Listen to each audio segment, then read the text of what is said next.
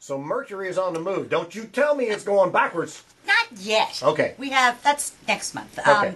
Mercury is the planet of communication. It's leaving the sign of Pisces, where it's been for the last 3 weeks, and going into the sign of Aries. And Mercury is where our mental processes are focused, because it's the planet of communication. And Pisces is a sort of laid back, kind of mellow, nothing really comes of it kind of energy. And Aries is exactly the opposite. Aries is a sign of new starts, which is why it's associated with springtime. So, and I think it's important to know where it's going to be in your chart to figure out where you're going to have to put your mental energy. So Pisces are taking the focus from themselves and putting it on money, making more money, doing better things with your money, changing jobs, finding a way to either make more money through your words or through your actions. But the focus for the next 3 weeks for Pisces is on increasing the amount of money they make.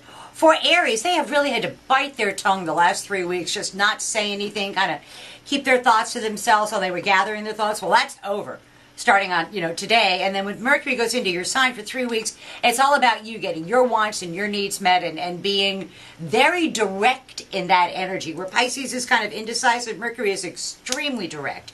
For Tauruses, they have to be really careful the next 3 weeks or so, because over the last 6 weeks, they've achieved a whole bunch of hopes, wishes, goals, and objectives, gotten to where they wanted to be, and now it's really time just to take a step back and see what is developing rather than continuing to charge forward with things. They put a bunch of things in motion. It's time to accommodate them into their life, and they really do need to take a little bit of break and step back a bit and just hold their tongues a bit, wait and see kind of what develops. I'm not a big fan of not acting, but for Tauruses, it's a good time just to kind of wait and see. Yeah. For Gemini's, the spotlight has been on their professional ambitions, and now over the next 3 weeks or so, it's going to be gathering their friends, gathering their colleagues, putting a team together that will work to bring the Gemini what the Gemini says that they want. The group is going to think, oh, we're doing it for the group, but the truth is it's for the better advancement of the Gemini, which is good for our president, because he's a Gemini. So okay. For Cancers, it's gone from their 9th house of the law and legal matters, important matters at a distance,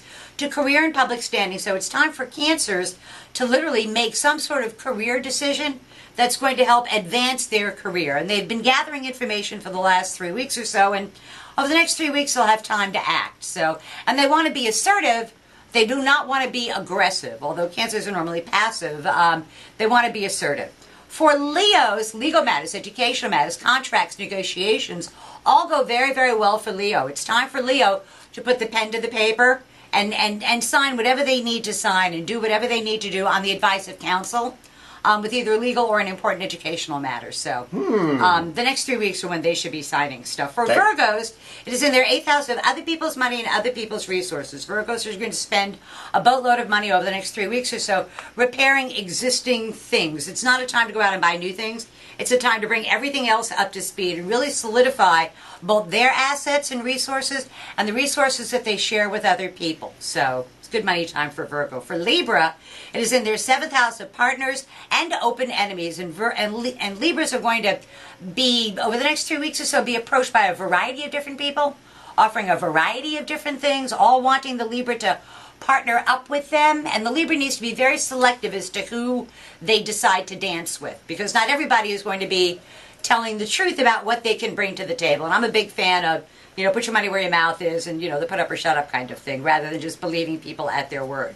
For Scorpios, it's about, they've been playing for the last 4 weeks or so. They've been having a good time with amusements, pleasures, sports, children. Well, now it's time to put the nose to the grindstone and get back to work. And it's new starts at work for them. It's not a promotion, it's not an increase, but it is almost like a clearing up of some obstacle that had been in their way, career-wise or work-wise, gets out of their way over the next 3 weeks or so. And they also, time to be assertive and direct with the health matter. No more beating around the bush with it. No more procrastinating. Time to get it done.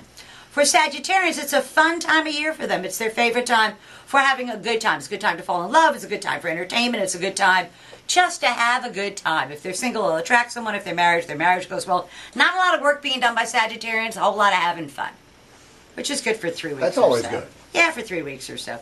For Capricorns, it is a different kind of energy. This energy is now moving into their 4th house of home, and they're going to want to remodel their home, refurbish their home, fix their home up, do something with home matters.